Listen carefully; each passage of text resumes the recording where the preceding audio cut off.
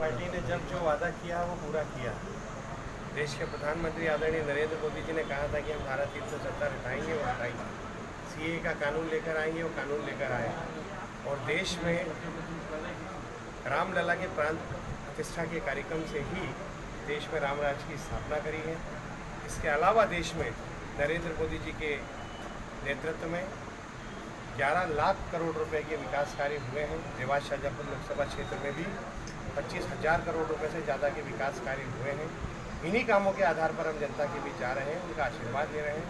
मगर नीचे का वातावरण जिस प्रकार का दिखाई देता है, उससे प्रतीत होता है कि इस चुनाव को भारतीय जनता पार्टी या नरेंद्र मोदी या महेंद्र सोलंकी नहीं लड़ रहे हैं, बल्कि इस चुनाव को जनता ने स्वयं अपने हाथ में ले लिया है। और जनता चाहती है कि 13 मई के दिन वो भारतीय जनता पार्टी को वोट करके नरेंद्र मोदी जी को फिर से देश का प्रधानमंत्री बनाए।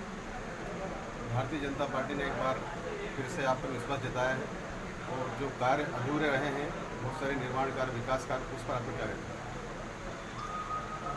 मेरे पिछले कार्यकाल में 25,000 करोड़ रुपए से अधिक के कार्य देवास शाजापुर लोकसभा क्षेत्र में हुए हैं। कुछ काम अभी और किए जाना है। भविष्य की अपनी योजना तैयार की गई है। आने वाले समय में 25,000 करोड़ रुपए के आंकड़े को 50,000 करोड़ रुपए से भी ऊपर पहुंचाने के लिए मैं प्रयास करूंगा। और मेरा प्रयास रहेगा कि इस क्षेत्र का विकास लगातार होता रहे, इस क्षेत्र में रोजगार के अवसर बढ़े, इस क्षेत्र में अधोसंरचना से संबंधित कोई भी परेशानी किसी भी व्यक्ति को न हो। भाई साहब, कुछ लोगों का आरोप है कि आप क्षेत्र में निष्क्रिय रहे। कांग्रेस का काम है आरोप लगाना। अगर वो आरोप लगाते हैं तो उन्हें सबसे पहले स्वयं के अंदर जाकर देखना चाहिए। मैं तो केवल इतनी सी बात करूंगा कि जितने भी लोग ये आरोप लगा रहे हैं वो केवल इस प्रश्न का उत्तर दें कि कोरोना काल में वो कहाँ थे जहाँ पर जनता को सर्वाधिक मदद और सहयोग की आवश्यकता थी। आप मेरी फेसबुक वॉल पे जाके देखिए।